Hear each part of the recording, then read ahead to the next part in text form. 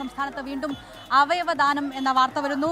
അപകടത്തിൽ മസ്തിഷ്ക മരണം സംഭവിച്ച തിരുവനന്തപുരം സ്വദേശി കൃഷ്ണലാലിന്റെ ഹൃദയം, വൃക്ക, കരൾ, നേത്രപടലങ്ങൾ എന്നിവ ദാനം ചെയ്യും എന്നാണ് അലക്സ് റാം മുഹമ്മദ് തിരുവനന്തപുരത്ത് നിന്ന് റിപ്പോർട്ട് ചെയ്യുന്നത്. അലക്സ് വിവരങ്ങളുമായി ചേരുന്നുണ്ട്. അലക്സ്, ഇപ്പോൾ ഹൃദയം തിരുവനന്തപുരം കിംസിൽ നിന്ന് കോട്ടയം മെഡിക്കൽ കോളേജിൽ എത്തിക്കും എന്നാണ് നമുക്ക് അറിയാൻ പറ്റുന്ന വിവരം.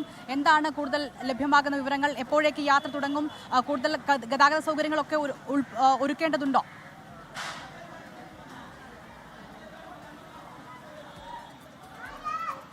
ഇതിൽ സംസ്ഥാനത്ത് വീണ്ടും അവയവദാനം നടക്കുന്നു. അതിൽ പ്രധാനം ഹൃദയം മാറ്റം എന്നുള്ളതാണ്.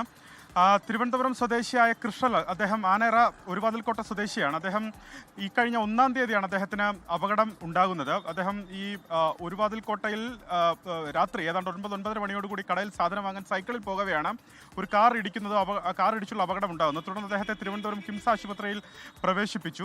ഇന്നലെ, അതായത് 4-ാം തീയതി അദ്ദേഹത്തിന്റെ മസ്തിഷ്ക മരണം സ്ഥിരീകരിക്കുകയായിരുന്നു. വെൽഡിംഗ് ജീവനക്കാരനാണ് കൃഷ്ണലാൽ. 33 വയസ്സാണ്. നമുക്കറിയുന്നത് 33 വയസ്സാണ് അദ്ദേഹത്തിന്. എസ് കൃഷ്ണലാൽ എന്നാണ് മുഴുവൻ പേര്. ഈ തീരാവേദനയിലും അദ്ദേഹത്തിന്റെ ബന്ധുക്കൾ, അച്ഛനും സഹോദരിമാരും അടക്കമുള്ള അദ്ദേഹത്തിന്റെ ബന്ധുക്കൾ അദ്ദേഹത്തിന്റെ അവയവങ്ങൾ ദാനം ചെയ്യാൻ സമ്മതം മൂളുകയായിരുന്നു. അതിനെ തുടർന്ന് അദ്ദേഹത്തിന്റെ വിവിധ അവയവങ്ങൾ, അത് 5ഓളം അവയവങ്ങൾ ദാനം ചെയ്യുന്നു. 5 പേർക്ക് പുതുജീവൻ കൃഷ്ണലാൽ നൽകുന്നു എന്നുള്ളതാണ് ഏറ്റവും പ്രധാനപ്പെട്ട കാര്യം. അതിൽ ഏറ്റവും പ്രധാനം ഞാൻ നേരത്തെ സൂചിപ്പിച്ചതുപോലെ ഹൃദയമാണ്. ഹൃദയം തിരുവനന്തപുരം കിംസ് ആശുപത്രിയിൽ നിന്ന് ഗവൺമെന്റ് മെഡിക്കൽ കോളേജ് കോട്ടയത്തിലേക്ക്, അതായത് കോട്ടയം മെഡിക്കൽ കോളേജിലേക്ക് ഹൃദയം കൊണ്ടുപോകും. കോട്ടയം മെഡിക്കൽ കോളേജിൽ ഒരു ഹൃദയമാറ്റ ശസ്ത്രക്രിയ കൂടി നടക്കാൻ ഒരുങ്ങുന്നു. 1 മണിയോടുകൂടിയായിരിക്കും ഈ ഹൃദയം കൊണ്ടുപോകുക എന്നുള്ളതാണ് അറിയാൻ കഴിയുന്നത്. എയർ ആംബുലൻസ് വഴിയായിരിക്കും ഹൃദയം തിരുവനന്തപുരത്ത് നിന്ന് കോട്ടയത്തേക്ക് എത്തിക്കുക. അവിടെ നിന്ന് റോഡ് മാർഗം കോട്ടയത്ത് എത്തിച്ച് അതിനുശേഷം റോഡ് മാർഗം കോട്ടയം മെഡിക്കൽ കോളേജിലേക്ക് എത്തിക്കും. തുടർന്ന് അവിടെ ഹൃദയ സംബന്ധമായ അസുഖമായി ചികിത്സയിലുണ്ടായിരുന്ന രോഗിക്ക് ഈ ഹൃദയം നൽകും. ആ പ്രൊസീജിയറുകൾ പുരോഗമിക്കുകയാണ്. നേരത്തെ ഈ ക്രോസ് മാച്ചിങ് അടക്കമുള്ള കാര്യങ്ങൾ നടന്നു കഴിഞ്ഞിട്ടുണ്ട്.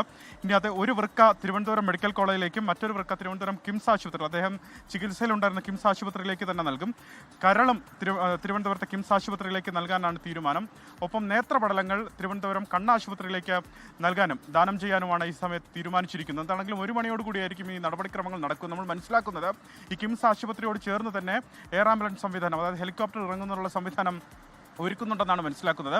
അവിടെ നിന്ന് ഈ അവയവങ്ങൾ റിട്രീവ് ചെയ്യുന്ന നടപടികൾ പൂർത്തിയാക്കിയതിനു ശേഷമായിരിക്കും എയർ ആംബുലൻസ് വഴി ഹൃദയം കോട്ടയം മെഡിക്കൽ കോളേജിലേക്ക് എത്തിക്കുക. ആ നടപടിക്രമങ്ങൾ പുരോഗമിക്കുന്നുണ്ട്. അതാണെങ്കിലും വലിയ രീതിയിൽ റോഡ് മാർഗം ആശ്രയിക്കേണ്ടി വരില്ല. ഹൃദയം കൊണ്ടുപോകുന്നതിന് വേണ്ടി എയർ ആംബുലൻസ് വഴി അത് കോട്ടയത്ത് എത്തിക്കും.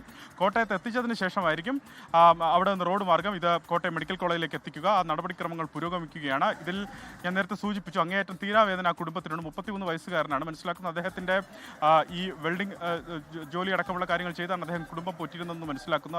അത് അദ്ദേഹത്തിന്റെ വേർപാട് ആ കുടുംബത്തിനെ സംബന്ധിച്ച് തീരാവേദനയാണ്. ആ വേദനയിലും അച്ഛനും സഹോദരിമാരും. സംസ്ഥാനത്ത് വീണ്ടും അവയവദാനം, അതിനുള്ള നടപടിക്രമങ്ങൾ നടക്കുകയാണ്. ഗതാഗതം കാര്യമായി വരില്ല. കാരണം ഇത് എയർ ആംബുലൻസ് വഴിയായിരിക്കും ഹൃദയം കോട്ടയത്തേക്ക് എത്തിക്കുക എന്നാണ് അലക്സ് റാം മുഹമ്മദ് തിരുവനന്തപുരത്ത് നിന്നും റിപ്പോർട്ട് ചെയ്യുന്നത്.